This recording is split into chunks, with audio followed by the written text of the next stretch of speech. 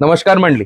महाराष्ट्रात निवडणुका जवळ येत आहे आणि निवडणुका म्हणजे सर्वसामान्य लोकांना हेच वाटतो की नेत्यांची रॅली, पैसे वाटप, दारू वाटप या मग विरोधी पक्षावर या नेत्यांवर टीका करणं. पण इलेक्शन या निवडणुका याच्या पाठीमागे एक मोठा गेम राहतो ज्याला आपण म्हणतो इलेक्शन मॅनेजमेंट. आणि ही एक स्किल आहे, एक मॅनेजमेंट आहे की कसं आपल्याला हा इलेक्शन लढायचा आहे आणि जिंकायचा आहे. आणि याच इलेक्शन मॅनेजमेंट बद्दल समजून घेण्यासाठी आज आपल्यासोबत आहे जयंत दीक्षित सर, ज्यांना 25 वर्षाचा इलेक्शन मॅनेजमेंटचा एक्सपिरियन्स आहे. आणि मोस्ट इंटरेस्टिंगली जयंत सर आपले नितीन गडकरी जे नागपूरचे MP आहे त्यांचे 25 वर्ष PRO होते. म्हणजे गडकरी साहेबांचा जो ॲज अ लीडर ट्रान्सफॉर्मेशन झाला त्या काळात सर PRO होते. तर आज आपण सरांकडून समजून घेऊ काय आहे हा इलेक्शन मॅनेजमेंट. नमस्कार सर. नमस्कार सर. जसं मी म्हटलं की इलेक्शन मॅनेजमेंट आपल्याला आज समजायचं आहे, तर हा इलेक्शन मॅनेजमेंट म्हणजे काय? म्हणजे एक नेता स्पीच देतो पण त्याच्या पाठीमागे कसं तो पूर्ण गेम चालतो. साधारणतः सगळ्या जनतेला नेत्याचं एक चित्र एक समोर आलं की तो एक पांढरा कुर्ता वगैरे घालून असा एक नेता समोर दिसतो, आमदार खासदार. परंतु ज्या वेळेला तो बनतो त्यावेळेला त्याच्या मागचा जो परिश्रम आहे, त्याच्या मागे त्याची जी मेहनत आहे ही मेहनत फार मोठी असते. त्याची वैयक्तिक मेहनतही असते आणि त्याचबरोबर एक मॅनेजमेंट असतं. आणि ते मॅनेजमेंट फार महत्वाचं आहे. ते मॅनेजमेंट मतदाराला केंद्रबिंदू समजून मॅनेजमेंट केलं जातं. आणि आपल्याला फक्त तो नेताच दिसतो, त्याच्या पाठीमागचं पूर्ण मॅनेजमेंट दिसत नाही. तर जसं एक इलेक्शन समजा आता नोव्हेंबरमध्ये आहे, ते एक साधारणपणे नोव्हेंबरमध्ये जर इलेक्शन असेल तर याचे प्रिपरेशन्स याचं सगळं कधीपासून चालू होतं आणि what are the steps and the procedure? साधारणतः वर्षभरापूर्वी ते सुरू करावं अशी अपेक्षा असते. ज्या वेळेला मतदानाची नोंदणी होत असते त्यावेळेपासून तो ज्याला तिथे उभं राहायचं आहे, ज्याला इंटरेस्ट आहे तिथे त्या एखाद्या सीटला, तर तो तिथे त्याचं मॅनेजमेंट सुरू करतो. आणि मतदार नोंदणीपासून त्यांनी ते सुरू केलं पाहिजे असं आहे. त्याच्या अगोदर त्याचं स्वतःचं काम तिथे काहीतरी असलं, हे महत्वाचं. ऑन ग्राउंड त्याचं काहीतरी बिलकुल असलं पाहिजे. आणि मतदारांच्या नोंदणीपासून तो काम सुरू करतो. आणि अनेक निरनिराळे एखादे कार्यक्रम घेणे असं त्याचा एक संपर्क त्यांनी असतो. साधारणतः ज्या नॅशनलाइज पार्टी आहेत त्या नॅशनलाइज पार्टीजवळ कॅडर असतं. कॅडर असल्यामुळे त्यांचं वर्षभर काम चालू राहतं. म्हणजे जर तुम्ही भारतीय जनता पार्टीचा विचार केला तर सगळ्यात जास्त कॅडर असलेली पार्टी म्हणजे भारतीय जनता. ऑर्गनायझेशनल स्ट्रेंथ चांगलं म्हणतो आपण. बिलकुल. त्यामुळे ते वर्षभर काही ना काहीतरी कार्यक्रम घेत राहतात. तर त्यांचा बूथ प्रमुख हा जो एक दुवा असतो तो बूथ प्रमुख फार महत्वाचा असतो. बूथ प्रमुख म्हणजे काय? साधारणतः 1000 मतदारांचा संख्या असलेला एक बूथ असतो. ओके. सो हा जनरली अशा म्हणजे 1000 लोकांचे 2-3 एरियाज मिळून तसं 1000 लोक म्हणतात आपण? नाही, त्याच्या वस्तीप्रमाणे असतो. 1000 एका वस्तीतले 1000 मतदार जे असतात ते 1000 मतदार त्यांच्याकडे त्यांच्या साधारणतः एका घरामध्ये 3 मतदार जरी धरले काय तरी साधारणतः 300. म्हणजे ते लोकांच्या हिशोबाने आपण वॉर्ड काउंट करतो. एरिया असं काही त्याच्यामध्ये येत नाही. नाही. एरिया परिसीमांमध्ये तो कटतो. पण त्याच्यामध्ये एखाद्या वेळेला 1000 असतात तर कुठे 900 असतात तर कुठे 1100 असतात. म्हणजे त्या एका वॉर्डला एक कार्यकर्ता त्यांचा अपॉइंटेड असतो. तो असतो बूथ प्रमुख. ओके. हा बूथ प्रमुख इलेक्शनच्या वेळेला पण आणि वर्षभर फार महत्वाचा दुवा असतो. राईट. आणि ही यंत्रणा ज्यांच्याजवळ आहे ते जास्तीत जास्त लवकर मतदारांपर्यंत पोहोचू शकतात. ओके. आणि जसं तुम्ही म्हटलं की स्टार्ट होतो आपला मतदार नोंदणीपासून, त्याच्यानंतर जेव्हा इलेक्शन जवळ येतात तेव्हा काय स्टेप्स आहेत? म्हणजे व्हॉट आर द स्टेप्स की आता आपल्या निवडणुकाकडे जायचं. तर मी पाहिलं की तुम्ही सत्तेत असले तर निवडणुकाच्या काही महिन्या पहिले आपण GR भरपूर योजना हे तर सत्ताधारी आणतात. पण एक कॅन्डिडेट जो आहे तो जेव्हा इलेक्शनला चालला तर त्याचा काय स्टेप्स राहतात? म्हणजे ते साधारणतः त्याचा गेम प्लॅन काय राहतो? म्हणजे त्याचा संपर्क तो वाढवण्याचा सुरुवात करतो. आणि समजा जर त्या काळामध्ये काही जर सण आलीत, जशी आता दिवाळी पहाट आली, याच्या अगोदरचा एखादा सण आला, गणपतीचा सण आला, गणपती नवरात्री, ते त्याच्याकरता संपर्काचं एक मोठं साधन असतं. त्यानिमित्ताने गणपती मंडळांना भेट देणे, त्यातल्या त्या जे मुलांची टीम आहे त्या मुलांच्या टीमला भेटणे, त्यांना काही सपोर्ट करणे, हे सगळं त्याचं काम सुरू. त्याला फक्त आपला संपर्क वाढवायचा आहे. त्याला संपर्क वाढवायचा. आणि मग हा जेव्हा आपला संपर्क वाढवतोय तर याची जी यंत्रणा आहे, याचा जो तो टीम्स आहे आपण जे म्हणतो, ही टीम्स काय करते? नाही, त्यांनी तो बघा तो किती ऑर्गनाइज आहे त्याच्यावरती ते अवलंबून आहे. वन मॅन शो होऊ शकतो का? नाही, त्याच्याशिवाय तो जिंकू शकत नाही. ओके. म्हणजे वन मॅन शो जिंकूच शकत नाही, कारण त्याची जर यंत्रणा आता नसेल. सगळ्यात मोठा प्रॉब्लेम हा असतो, जसं जे इंडिपेंडेंट उभे राहतात त्यांची ती यंत्रणा नसते, तर त्या लोकांपर्यंत पोहोचणार कोण? मग त्यावेळेला सोशल मीडियाचा, आता नवीन सोशल मीडियाचा हे घेतात, मदत घेतात, आणि ती फार चांगली आहे. त्याच्यापर्यंत कमीत कमी पोहोचता येतं. तो अगदी त्याचा वापर जर चांगल्या तऱ्हेने केला त्यांनी, तर तो त्या मतदारांपर्यंत पोहोचू शकतो. सर, आपण आता सोशल मीडियाचं पॉईंट टाकलं, पण तुम्ही जसं 25 इयर्स ऑफ तुम्हाला एक्सपिरियन्स आहे सोशल मीडियात, आता 4 वर्षात 5 वर्षात तो आलेला आहे. त्या काळी पहिल्याच्या काळात कसं इलेक्शन म्हणजे प्रचार प्रसार, लोकांपर्यंत पोहोचणं, ते मॅन टू मॅन आपण कनेक्ट म्हणतो, बरोबर, हे कसं व्हायचं? म्हणजे what were the mediums of marketing, promotion and reach out? तो जो मी तुम्हाला बूथ प्रमुख म्हटलं ना, तोच मधला दुवाराचा अनेक वर्षापासून. ओके. सगळ्या पार्टीज, त्याला कोणी ब्लॉक म्हणायचे, कोणी बूथ म्हणतात. त्याचा काँग्रेसमध्ये असेल त्याला ब्लॉक म्हणतात, अच्छा, त्याला बूथ म्हणतात. तर तिथे एक माणूस तुमचा त्या वस्तीमध्ये असलाच पाहिजे की जो तुम्ही त्या पार्टीने अपॉइंट केला. जर पार्टी लढत असेल, जर इंडिव्हिज्युअल लढत असेल, तर त्याचा हितचिंतक कोणीतरी तो तिथे बघत असतो आपला, आणि तो त्याला तिथे सपोर्ट करत असतो. पण असं होर्डिंग्स, रेडिओ असं काही होतं त्यावेळेस? हो, बिलकुल. रेडिओच्या माध्यमाने पण करत होते हे लोक? हो, रेडिओचं होतं. त्याच्यानंतर तुम्हाला आठवत असतील तर ऑटोवरती ते भोंगा लावून फिरायचे बघा. हा, हे ऍक्च्युअली गडकरी सर म्हणत होते की मी तिथून स्टार्ट केलं. आणि दुसरं असं मी तुम्हाला सांगतो याच्याकरता की विदर्भामध्ये सगळ्यात पहिलं मी ती गाडी बनवली, आणि ती गाडी मी स्वतः बनवली, त्याच्यामुळे मला माहिती आहे. आणि रथ बनवला होता, व्हिडिओ रथ. म्हणजे त्यावेळेला प्रोजेक्टर लावायचं, मागे पडदा लागायचा, आणि इकडे जिथे तो ड्रायव्हर बसतो तिथे प्रोजेक्टर लावायचं, आणि त्या प्रोजेक्टरनी पडद्यावरती ती फिल्म दाखवायची, आणि चौकामध्ये किंवा बाजार जिथे असतो तिथे ती उभी करायची, आणि ती मोठे स्पीकर लावलेले, आणि त्याच्यावर तिथे गाणं लावलेलं, बार बार हा एक बार हा अपनी जीत हो उनकी हार हो.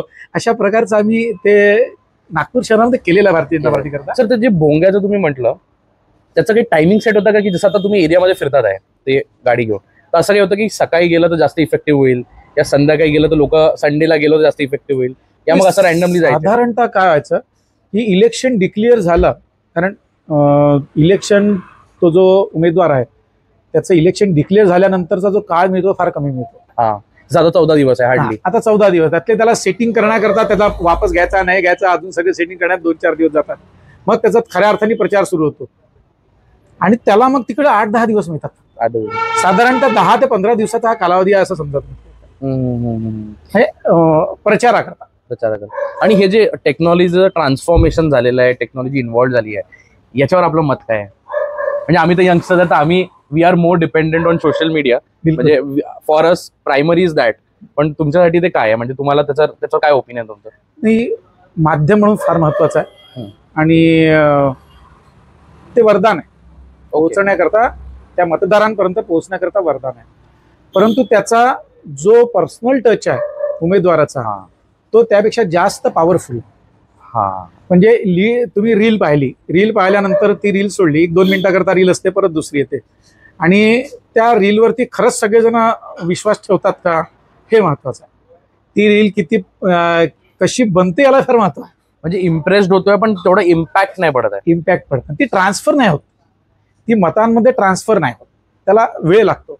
पण मॅन टू मॅन मध्ये ते लवकर होतं. सर, इलेक्शनच्या हे जेव्हा इलेक्शन राहतो त्यावेळेस मी एक ऑब्झर्व केलेलं आहे की कॅन्डिडेट ना फक्त विरोधी जो राहतो त्याच्याबद्दल बोलतो या मग टीका करतो, पण कोणी असं आपलं पब्लिकली विजन नाही सांगत. या समजा मी महालमधून लढतोय, सेंट्रल नागपूरहून लढतोय, ते कोणती कॉन्स्टिट्युएन्सीज आहे तिथले इश्यूज पब्लिक प्लॅटफॉर्मवर नाही सांगत की चला तुमच्याकडे अतिक्रमणाचा इश्यू आहे, तुमच्याकडे हे इश्यू आहे, रोस्टरचा इश्यू आहे. ते फक्त एक बर्ड्स आय व्ह्यू लेवलचे विषय मांडतात. असं काय आहे, म्हणजे is there something behind it? नाही, खरं तर माहितीये का, ज्याला इलेक्शन लढायचं आणि त्यांनी हा सगळा अभ्यास केला. ओके, हा अभ्यास आधी नेते करायचे, आता करत नाहीत. म्हणजे समजा आमदारालाच तुम्ही विचारलं ना काय की तुमच्या मतदार क्षेत्रामध्ये गरिबांची संख्या किती आहे, नाही सांगू शकत तो. तुमच्याच मतदारसंघामध्ये बेरोजगारांची संख्या किती आहे, नाही सांगू शकत तो. काम कसं करणार तुम्ही त्याच्यावर?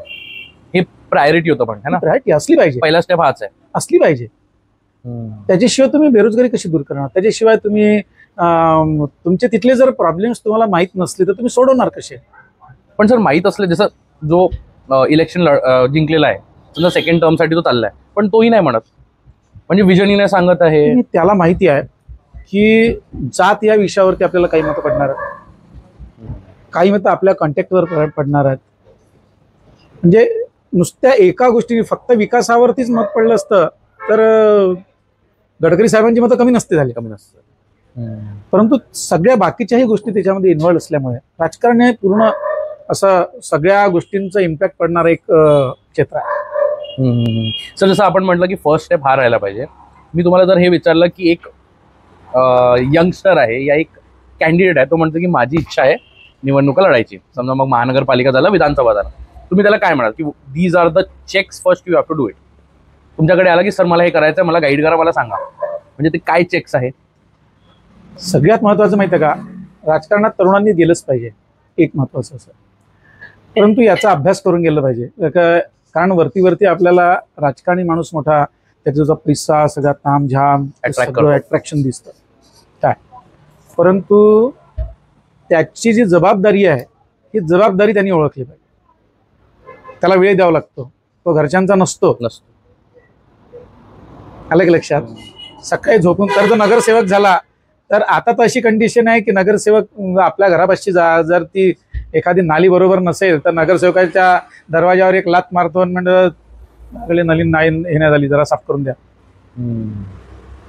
तर त्याला सकाळी उठून तो कॉन्टॅक्ट लोकांशी करता आला पाहिजे, लोक शांत डोक्याचा असला पाहिजे, पैसाही असला पाहिजे. ह्या सगळ्या गोष्टी त्यात महत्वाच्या आहेत. आणि अभ्यासही असला पाहिजे. खूप अभ्यास असेल पण ती त्याची क्षमता नसेल तर तो काम नाही करू शकत. ही त्याची तयारी असेल तर तरुणांनी नक्की राजकारणात जावं, बिलकुल जावं. पैसा खूप इम्पॉर्टंट आहे. पैसा इम्पॉर्टंट आहे, पैसा सर्वस्व नाही आहे. म्हणजे असं नाही की पैसा शिवाय तुम्हाला लढता येत नाही. सर पण पैसा कुठे लागतोय? म्हणजे इलेक्शन मध्ये आपण जे इलिगल ऍक्टिव्हिटी सोडली, पैसे वाटप, दारू, जेवण, नॉनव्हेज, मसाले भात सगळं सोडलं, बाकी त्याला सोडून मग पैसा कुठे लागतोय? नाही, मग त्याला पैसा कुठे लागतो ना, तर जर वाटते 50 की 60 हजार रुपये तुम्हाला नॉमिनेशन. नाही, त्याला पैसे नाही लागत, त्याला खूप जास्त पैसे नाही लागत. गव्हर्नमेंटला द्यायला कुठेही जास्त पैसे लागत नाही. मग डिपॉझिट जप्त होतो ते काय आहे? मग नाही, डिपॉझिट असतंच. किती असतं? जे काही 50,000 असेल, 1 लाख असेल, जे काही डिपॉझिट असतं. अच्छा, ते डिपॉझिट असतं आणि तो डिपॉझिट जमा करू शकतो. परंतु तुम्हाला जी म्हटलं की बूथ यंत्रणा आहे, प्रचार माध्यम आहे, हे सगळं चालवण्याकरता तुमच्या जो पैसा लागतो, कारण तिथपर्यंत पोहोचायचं आहे तुम्हाला. तर तिथपर्यंत पोहोचण्याकरता तुम्हाला तर जावं लागेल, पेट्रोल तर गाडीत टाकावं लागेल. तुमच्याबरोबर 10 जर कार्यकर्त्यांना घेऊन तुम्हाला जायचं असेल तर 10 गाड्यांमध्ये तुम्हाला पेट्रोल टाकावं लागेल.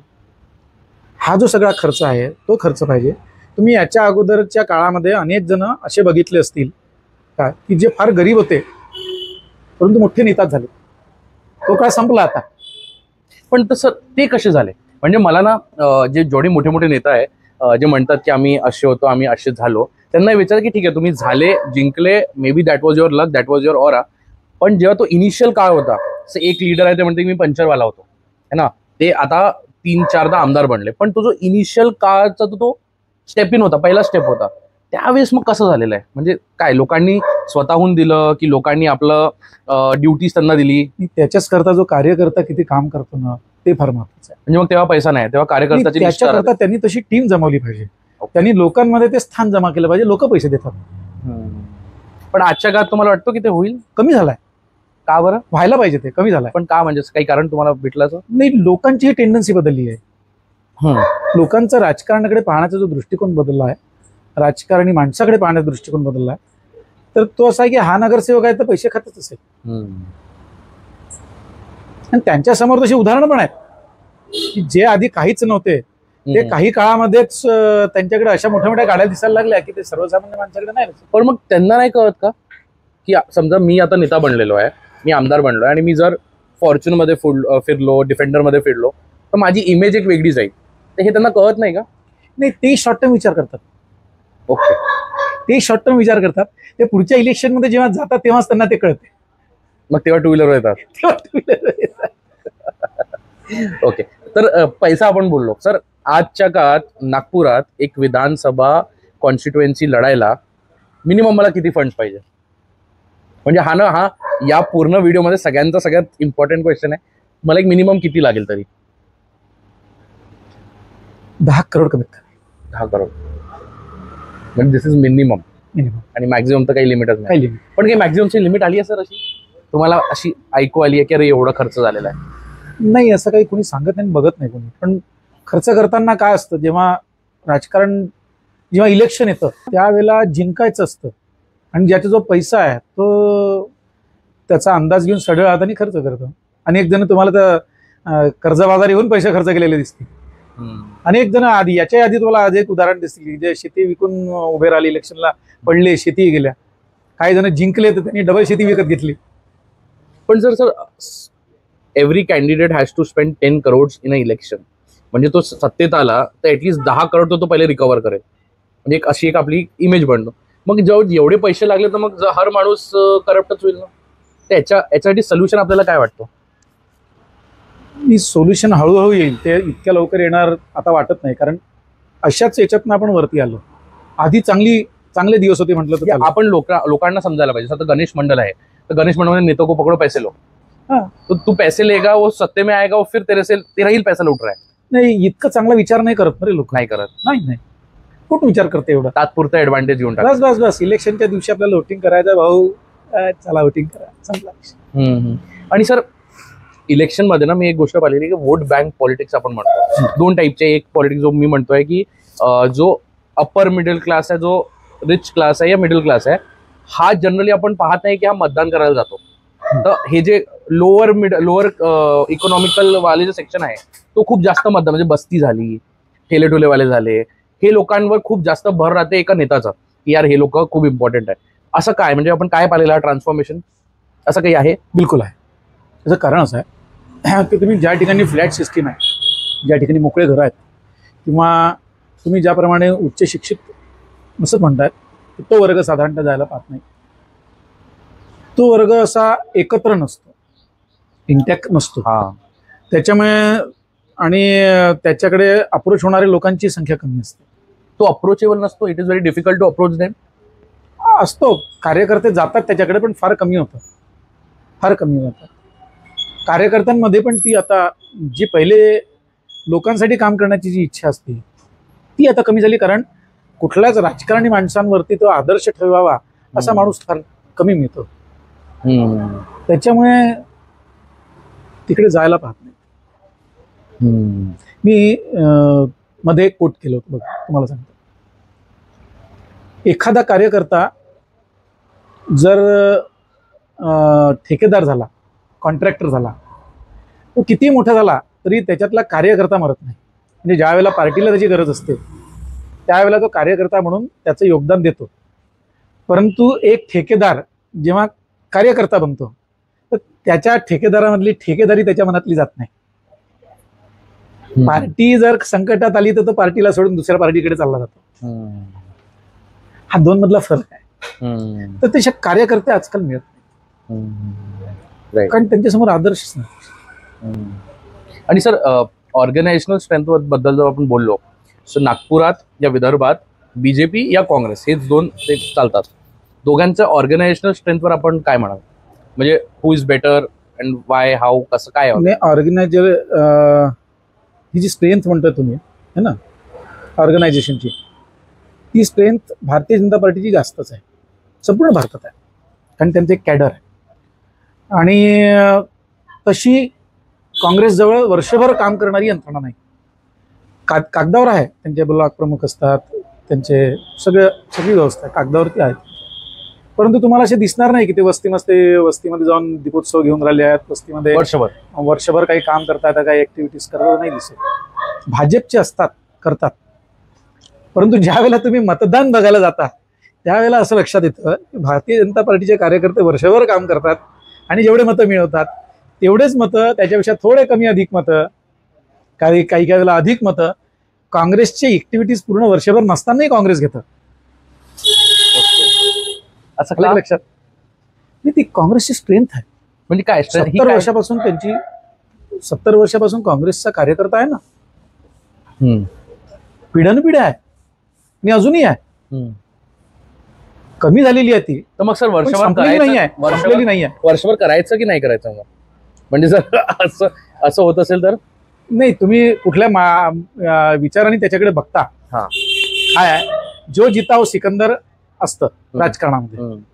मी असं म्हणतो की समाजकारण आणि राजकारण हे दोन वेगळे वेगळे शब्द आहेत, त्याच्यामध्ये गफलत करायला नको. राजकारणामध्ये तुम्ही हारलात इलेक्शन तर तुम्ही कोणावर ब्लेम करू शकत नाही, मी याच्यामुळे हारलो. तुम्हाला राजकारण करता नाही आलं, तुम्ही कमी पडलात म्हणून हारला. कारण तिथे डोक्याला महत्व आहे, किती किती लोक तुमच्या मागे आहेत याला महत्व आहे. सर बीजेपीचं कॅडर कसं बनलंय? म्हणजे एवढ्या वर्ष काँग्रेस सत्तेत होती आणि बीजेपीने मग आपला कॅडर बनवला. 2014 पासून आपला तो कॅडरचा इम्प्लिमेंटेशन दिसतोय. केडर मेकिंग त्यांचं कसं काही, त्या प्रोसेसचं काही आहे तुमच्याकडे गोष्टी? वार्डातनं बूथ पासून ती प्रोसेस सुरू होते कार्यकर्त्यांची. आणि म्हणजे जसं आजच्या काळात मी पाहतोय की वैद्यकीय आघाडी, मग काय म्हणतो आपण त्याला, मार्केटवाल्यांची एक आघाडी आहे, मग सिंधीवाल्यांची एक आघाडी आहे. अशी एक आघाडी बीजेपीची मी पाहतोय. अशी मला काँग्रेसमध्ये नाही दिसत आहे की ही मे बी असेल, पण ती तेवढी हायलाईट नाही होत आहे. तर असं काही हे काय काय आहे म्हणजे एक्झॅक्टली आता नवीन चालू झालं? याचं कारण असं आहे की भारतीय जनता पार्टीकडे येणाऱ्यांचा ओढा मोठा आहे. त्याच्यामुळे त्यांना कुठे ना कुठेतरी कामात तर लावायचंच आहे तुम्हाला कार्यकर्त्यांना. आणि जोपर्यंत जबाबदारी त्याला काही देत नाही तोपर्यंत तो सक्रिय कामात येत नाही.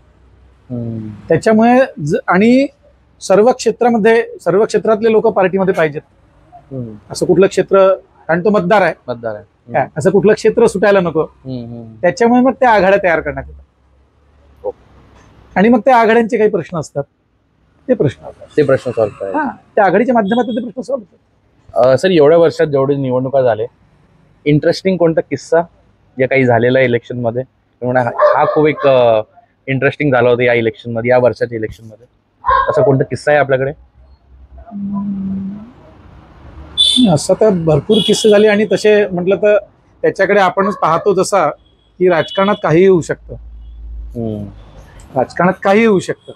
त्याच्यामुळे असा एखादा लक्षात राहण्यासारखा हे नाही. पण आम्ही जेव्हा सर्वे करायला जातो, मुळात आम्ही इलेक्शन मॅनेजमेंटमध्ये इलेक्शनचे कुठला कॅन्डिडेट कुठून निवडून येऊ शकतो याची आमची एक्सपर्टी आहे. आम्ही ती लोकांकडनं काढतो सर्वे करून. तर ते सर्वे करताना आमचे अनेक चांगले अनुभव आलेले आहेत. त्याच्यात आम्ही उत्तराखंडचं 2 वेळा काम केलेलं आहे, संपूर्ण 70 विधानसभा. ओरिसाला काम केलेलं आहे, पूर्ण ओरिसा स्टेटचं. पंजाबला केलेलं आहे, दिल्ली नगर निगम, दिल्ली विधानसभा असं दोन्ही केलेलं आहे. लोकांशी जेव्हा बोलायला जातो ना आपण, फार मजा. सर याला थोडं ब्रेक करा, जो सर्वे आपण टर्म यूज केलं, बिकॉज आता कॅन्डिडेट्स अनाऊन्स व्हायच्या पहिले सर्वेस खूप चालत होते. म्हणजे हा सर्वे आलाय, तो सर्वे आलाय, पण ते इंटरनल सर्वे होता, असं काही पब्लिश काही नव्हतं, फक्त बोललं जात होतं. सर्वे म्हणजे काय एक्झॅक्टली? आपण जाऊन लोकांची थेट बोलतो आणि त्यांचे ओपिनियन्स घेतो, पण कसं घेतो? म्हणजे लोक बोलतात का डायरेक्ट? आपण असं विचारलं? बिलकुल बोलतात. आणि मग आपण कोण आहे कसं सांगतो? नाही, सर्वे करणाऱ्या कंपन्या असतात, जशी आमची एक कंपनी आहे. तर आम्ही आमची आयडेंटिटी देतो की आम्ही या कंपनीकडनं आलेलो आहे आणि आम्ही सर्वे करतो. आणि त्या क्वेश्चनर मध्ये असं कुठलाच क्वेश्चन नसतो की जो फक्त एका पार्टी करता विचारलेला असेल. ओके, म्हणजे फॉर एक्झाम्पल तुम्ही 1-2 प्रश्न सांगा. आम्ही असं सांगू शकतो की कुठल्या पार्टीचा सशक्त उमेदवार कोण राहू शकतो, तर भाजपकडनं कोण राहू शकतो, काँग्रेसकडनं कोण राहू शकतो, सशक्त उमेदवार.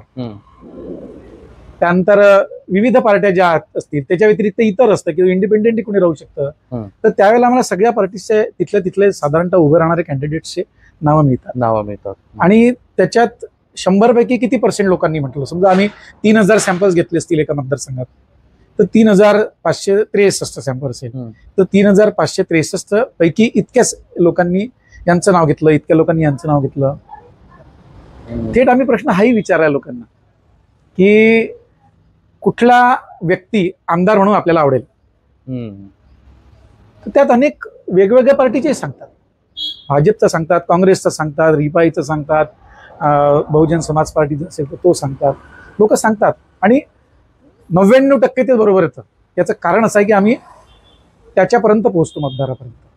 पण सर मग माझं पण असं एक मत झालं होतं सर्वेमध्ये की जर एका कॉन्स्टिट्युएन्सीमध्ये 1 लाख लोक आहे आणि आपण 3000 लोकांशीच बोलतोय, पण मग आपण त्याला कम्पेअर कसं करायचं की हो बाबा या कॉन्स्टिट्युएन्सीचा हा सर्वे?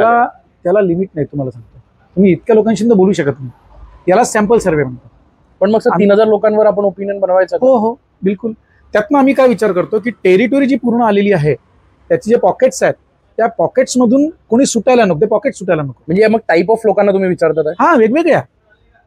म्हणजे स्त्रियांना विचारतो, पुरुषांना विचारतो, वेगळ्या वयोगटातल्या मुलींना विचारतो, मुलांना विचारतो, वकिलांना विचारतो, डॉक्टरना विचारतो, रिक्षेवाल्याला विचारतो, पाणठेलेवाल्याला विचारतो. पाणठेवाला इज द मोस्ट इम्पॉर्टंट आहे ना, त्याच्याकडे सगळ्यात जास्त भरपूर मिळतं ते. आणि दाढी करण्यावाले, हा तिथे चर्चा होतात. तर म्हणजे आपण एक त्याच्यावर ओपिनियन आपण एक बेस्ट करू शकतो. बिलकुल मिळू शकतं, बिलकुल मिळतं. सर, कॅन्डिडेट्सला सोडून आपण अजून काही प्रश्न विचारतो, म्हणजे या कॉन्स्टिट्युएन्सी मध्ये काय पाहिजे, या काय इश्यूज आहे, आम्ही तिथले इश्यूज पण विचारतो. पण लोक मग आमच्याकडे जो क्वेश्चन आम्ही जो काढलेला आहे तो क्वेश्चनर आपण जर पाहिला तर आपल्याला लक्षात येईल की आम्ही त्या पूर्ण मतदारसंघाला स्कॅन करतो. म्हणजे त्या याच्यामधनं किती वयोगटाच्या मुलांनी किंवा किती वयोगटाच्या मतदारांनी काय म्हटलं हे देखील काढता येतं. कोणता मतदार तुमच्याबद्दल काय, म्हणजे समजा एक कोणत्या एरिया असेल, जो काय एरिया ठरलेला असेल, तर या एरियातल्या लोकांचं तुमच्याबद्दलचं मत काय आहे तेही निघतं. म्हणजे जर एखाद्या उमेदवाराला त्यांना सांगितलं असेल एखाद्या मतदार क्षेत्रातनं, एखाद्या त्या मतदारसंघातल्या एका क्षेत्रातनं की हा उमेदवार निवडून येईल, तर त्याला लक्षात घ्या की इथे किती लोकांनी आपल्याला या क्षेत्रात सांगितलं, किती लोकांनी आपल्याला आपल्या विधानसभा क्षेत्रातल्याच कोणत्या बाजूच्या लोकांनी सांगितलं. आणि लोक बिंदास बोलतात, म्हणजे असं काही बोलतात, कन्व्हिन्स नाही करावं लागत. ती कला आमची आहे. अच्छा. ती कला आमची आहे, म्हणूनच त्याची एक्युरेसी येते. ओके. बघा, मी त्या काळापासून सर्वे करतो ज्या काळामध्ये विनोद दुआ आणि प्रणयराज सर्वे करायचे. म्हणजे आपण टीव्हीवर बघितलं असेल तुमच्या लहानपणी एखाद्या वेळेला की ते सर्वे करायचे, आणि त्यांनीच ही पद्धत भारतामध्ये हे केली. आता खूप संख्यात, कारण सॉफ्टवेअर कंपन्या खूप आहेत, त्यामुळे डाटा कलेक्शन करतात. याच्यामध्ये बघा, डाटा कलेक्शन कोणीही करू शकतं. तुमच्याकडे टीम आहे, तुम्ही डाटा कलेक्ट करू शकता, परंतु त्याचा अनालिसिस करणे, एक ओळ असेल त्या एका ओळीचे अर्थ खूप निघतात, त्याच्याकरता अभ्यास लागतो. त्या ओळीतनं तुम्हाला कोणता कोणता अर्थ लागू शकतो आणि तुम्ही कुठे कुठे कमी पडू शकता, तुम्हाला तुमची स्ट्रेंथ काय आहे, तुमची विकनेसेस काय आहेत, हे तुम्हाला त्यातनं समीक्षा करणारा, विश्लेषण करणारा माणूसच सांगू शकतो, ज्याचा अनुभव असेल. सर, मतदारांना, वोटर्सला आपण काय म्हणाल, म्हणजे आता इलेक्शन येतात जवळ आहे, एक कॅन्डिडेट आलेला आहे, त्याला तुम्ही कसं अनालिसिस करायला पाहिजे की हा चांगला नेता आहे, याला मी मतदान द्यायला पाहिजे, या आपल्याकडे फक्त पार्टीच्या बेसिसवर आपण करतो, या पॉप्युलॅरिटीच्या बेसिसवर करतो, म्हणजे काय कसं करायला पाहिजे, तुम्ही त्याला काय एक चेक्स द्याल की तू हे पहिले हे पहा. मला एक वेबसाईट आहे ज्याच्यावर तुम्ही त्या नेत्याची पूर्ण डिटेल्स, म्हणजे इलेक्शन कमिशनची ऍप आहे की वेबसाईट, ज्यावर तुम्ही त्या नेत्याची पूर्ण डिटेल्स पाहू शकता की किती काय आहे. नाही, बघायला पाहिजे, परंतु दुर्दैवाने अशी संख्या कमी आहे. बघायला पाहिजे कॅन्डिडेट किती शिकला आहे, त्यांनी काय काम केलं आहे आधी, हे बघायलाच पाहिजे, परंतु दुर्दैवाने त्याची संख्या कमी आहे. पण सर, मग एज्युकेशन इलेक्शनच्या दिवसापर्यंत आपल्याला जागाच नसतो. आपण अनेक जण अशात इलेक्शनच्या दिवशी माझं नाव कुठे आहे हे शोधण्याकरता इकडे तिकडे फिरतो. लोकसभात झालं, ती प्रिकॉशन त्यांनी आधी घ्यायला. लोक आपले ओपिनियन इलेक्शन डेच्या 2-3 दिवसा पहिले बनवतात का? बनत राहतं, त्याचं ही प्रोसेस आहे. ओके. पण जनरली असं म्हणतात की ते 2 दिवसा पहिले तो डिसिजन घेतो, ठरवून टाकतोस, ठरवत असतो. मग काय पाहायला पाहिजे लोकांनी, म्हणजे what are the checks? Naturally माणूस चांगला बघायला पाहिजे. पण सर, आपलं कनेक्ट असताना राहतं त्याच्यासोबत, म्हणजे एक MLAच्या सीटसाठी जो लढत आहे, आपण कोणाजवळ अप्रोच होऊ शकतो, आपला अप्रोचेबल पार्टी, आपली अप्रोचेबल कॅन्डिडेट कोण आहे एवढं तर बघू शकतो आपण त्या कॅन्डिडेट पर्यंत कसं पोहोचू शकतो आणि इझिली ऍक्सेसेबल केव्हा आपल्याला होऊ शकतो तो, त्या माणसाला मत द्यायचं. ओके. अर्थात स्थानीय स्वराज्य संस्थांच्या निवडणुका, विधानसभेच्या निवडणुका आणि लोकसभेच्या निवडणुका, तिन्हीचे पॅरामीटर्स वेगळे वेगळे आहेत आणि त्यांनी त्याच पॅरामीटर्सवर पब्लिक पण व्होटिंग करतं. म्हणजे तुम्हाला जर चांगला प्रधानमंत्री पाहिजे असेल तर तुम्हाला लोकसभेला चांगला प्रधानमंत्री बघून तुम्हाला वोट करायला पाहिजे, पार्टी कशी आहे बघून करायला पाहिजे. स्टेट गव्हर्नमेंट हे सगळं, सेंट्रल गव्हर्नमेंटचं जी काही योजना असतात ते सगळं राबवण्याचं काम स्टेट गव्हर्नमेंट करत असतं, बरोबर. त्याच्यामुळे आपल्या शहरामध्ये होणारे डेव्हलपमेंट्स, शहराच्या बाहेर स्टेटमध्ये होणारे डेव्हलपमेंट्स, हे कोण करू शकतं याच्याही करता पार्टी पाहिली पाहिजे. म्हणजे किमान विधानसभा आणि लोकसभेला पार्टी आणि कॅन्डिडेट दोन्ही बघितलं पाहिजे. तुम्ही ज्याला निवडून देताय त्याचा तिकडे वाईस आहे की नाही आहे, तर तो काम करेल ना, नाही का? तर तो फंड आणेल, तर तो काम करेल. पण त्याचं जर तिथे कोणीच करणारा ऐकणारा नसेल, तो खूप चांगलाही माणूस असेल, पण तुझं सत्तेत नसेल तर काम नाही करू शकणार. त्याच्यामुळे ते आपण पाहिलं की पार्टी पण कुठली आणि तो माणूस किती अप्रोचित. स्थानिक स्वराज्य संस्थांमध्ये छोटे छोटे विषय असतात जे आपल्या आजूबाजूचे असतात, जे तुम्ही म्हटलं ते दाराला लाथ मारून. बिलकुल बिलकुल. म्हणजे साफसफाई आहे की नाही आहे, तो व्यवस्थित ठेवतो की नाही ठेवत, म्हणजे मग आपल्या घरापासचे गडर्स बरोबर त्यांनी हे केलेली आहे की नाही आहे, ती व्यवस्था बरोबर आहे की नाही आहे, म्हणजे विधानसभा. हा, तो तर पाहिजेच. तर टेरिटरी पण कमी असते ना. सर, आपण लोकसभा, विधानसभा आणि लोकल कॉर्पोरेशन बद्दल बोललो. वन नेशन वन इलेक्शन हा विषय चालू आहे, त्याच्यावर काय ओपिनियन आहे, लोकांना काय सांगाल? माझं ओपिनियन जर विचारलं तुम्ही तर ते माझ्या व्यवसायाच्या दृष्टिकोनातनं जर विचारलं तर माझा व्यवसाय कमी होईल. हा, परंतु ते देशाच्या हिताचं आहे. ते देशाच्या हिताचं आहे. त्यातनं स्थानिक स्वराज्य संस्था वगळल्या जातात, त्या राहणार नाही. विधानसभा आणि लोकसभा एकत्र होतील. कारण जेवढं मोठं इन्फ्रास्ट्रक्चर लागतं, पैसा लागतो. तुम्ही बघा परत की ज्या सेंट्रलच्या ज्या योजना असतात किंवा स्टेटच्या योजना, तुम्ही बघितलं असेल की एखादा रोड जेव्हा बनतो तर तो रोड बनत असताना जर त्याच्या गटर लाईनचा, पाईपलाईनचा, लाईटचा, या सगळ्यांचा जर विचार केला नाही तर 4 वेळा तो खोदला जातो. आता सेंट्रल गव्हर्नमेंटनी, मोदी सरकारने फार चांगली योजना आणली आहे. अनेक मंत्रालय एकाशी एक जोडलेले आहेत. ते आपसामध्ये ते त्याचं कोऑर्डिनेशन करतात आणि मग काम सुरू करतात. म्हणजे वारंवार तेच ते काम करावं लागत नाही. जेव्हा एक वन नेशन वाला जेव्हा चालू होईल त्यावेळेला प्रत्येक स्टेटला इलेक्शनमुळे जे काही आचारसंहितेमुळे कामं थांबावं लागतात, अनेक प्रॉब्लेम्स असतात, ते सगळे सॉल्व्ह होतील. म्हणजे यंत्रणा फास्ट काम करू शकेल. पण वोटर्ससाठी तो खूप कन्फ्युजिंग नाही होईल? नाही, it will be easy for them. आता अनेक संस्थांमध्ये ज्या निवडणुका, त्याचे वेगवेगळे मतदारसंघ, वेगवेगळे त्यांचे हे असतात. म्हणजे आता सोसायट्यांमध्ये वगैरे जेव्हा तुम्ही जर बघितलं तर मतदार चिन्ह वेगळे असतात, अनेक कॅटेगरीज असतात वेगळ्या. त्या वेगळ्या कॅटेगरीजमध्ये बरोबर मतदान करतो ना करणारा. सर, आपण सोसायटी बद्दल बोललो. नागपूरचं ट्रान्सफॉर्मेशन होतात आहे सोसायटीजमध्ये. पहिले होतं की एक इंडिव्हिज्युअल घरात आपण राहायचो आणि एका घरात 2-3 लोक राहायचे. आता काय झालं, अपार्टमेंट होतात आहे. म्हणजे अपार्टमेंट असे की 15-15, 16-16 फ्लोअर चालले आणि एका बिल्डिंगमध्ये 80-80, 100-100 लोक राहतात आहे. तर त्यावेळेस जेव्हा एका घराला जाऊन कॉन्टॅक्ट करायचं वर्सेस नाव अपार्टमेंट्सला जाऊन अपार्टमेंटमधले वोटर्सला जाऊन कनेक्ट करायचं, काय डिफरन्स राहील याच्यामध्ये?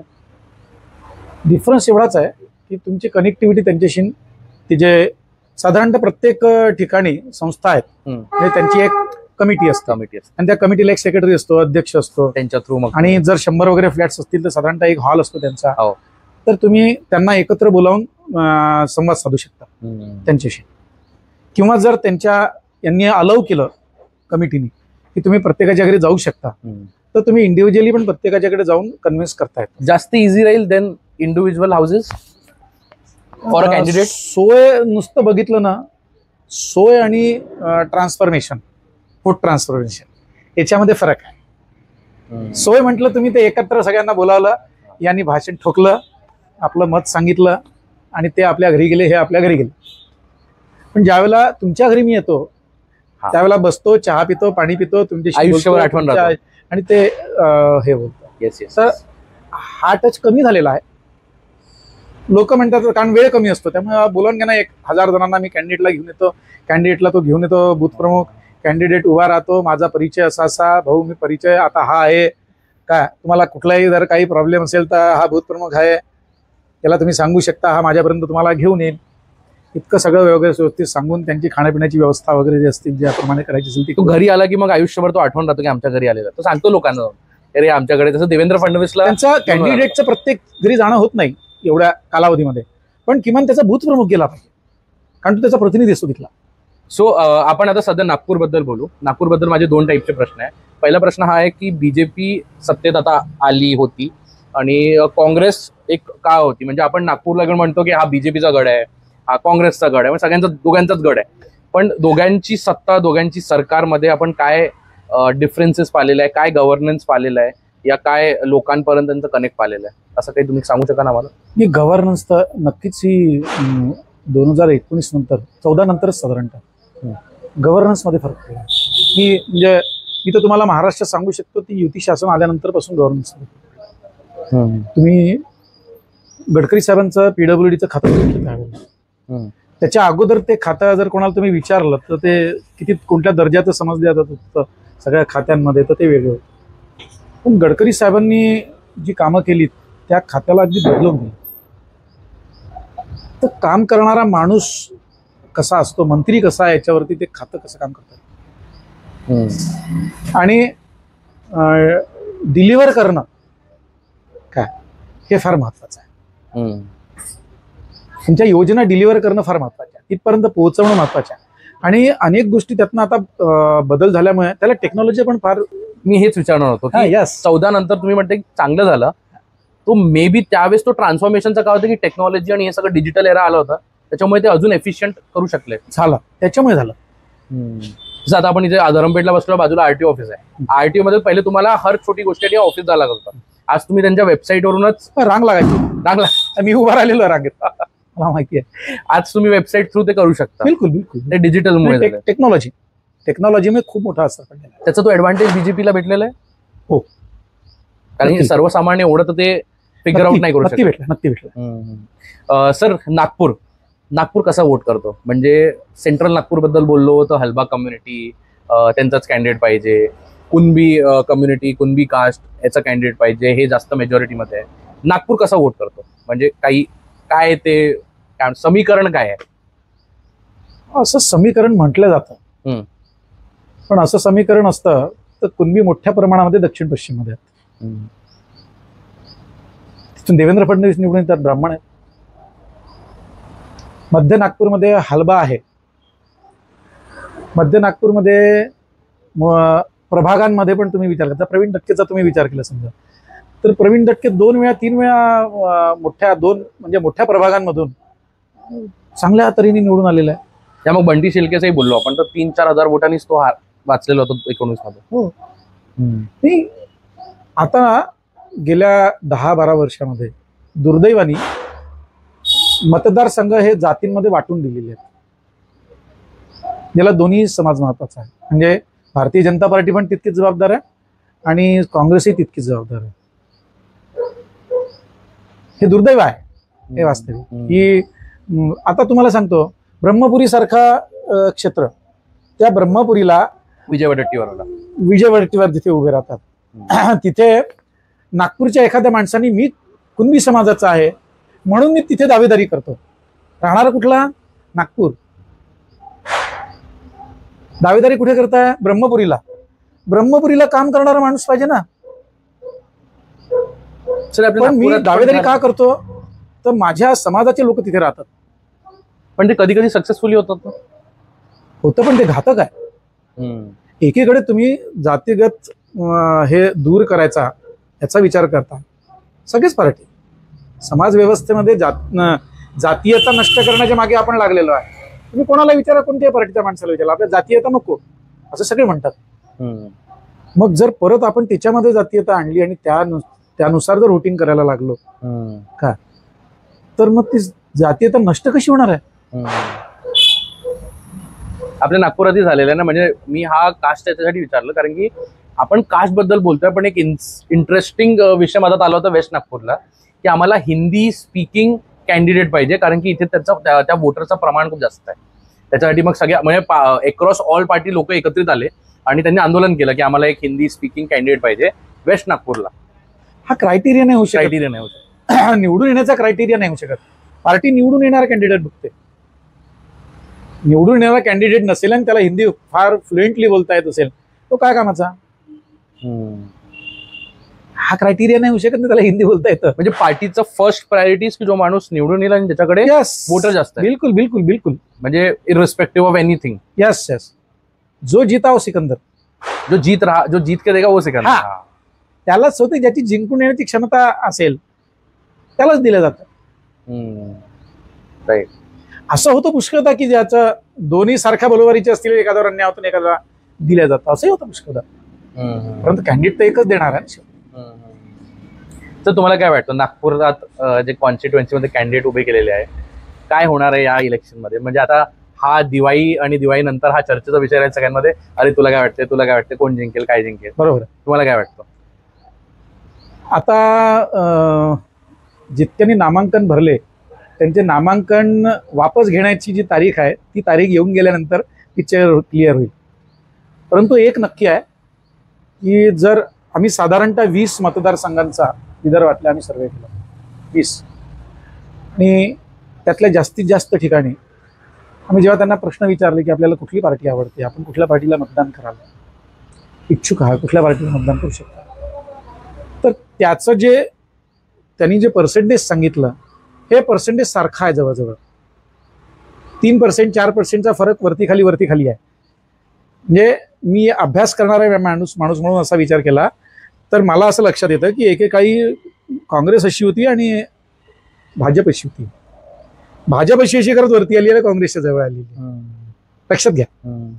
आता तुम्ही 40-40% आहात किंवा 40-41 असाल, काय 5-10% इकडे तिकडे बाकी पार्टीजचे. आता याच्यामध्ये कॅन्डिडेटचं जे व्यक्तिमत्व आहे, म्हणजे आता तुम्ही जर नागपूरचा विचार केला तर नितीन गडकरी आहेत. नितीन गडकरींचं व्यक्तिमत्व, त्यांनी केलेले कामं, त्यांचा घरचा लोकांचा असलेला अप्रोच आहे की नाही, त्यांचा कनेक्ट, या सगळ्यांचा विचार करता त्यांची इंडिव्हिज्युअल मतं 1-2 लाख आहेत. तसंच जो कॅन्डिडेट आहे त्या कॅन्डिडेटचे स्वतःचे मतं किती आहेत, त्याचं व्यक्तिमत्व आहे ना शेवटी एक. ते जिकडे पडेल जास्त राहील तो कॅन्डिडेट जिंकून. तो कॅन्डिडेट. Good answer.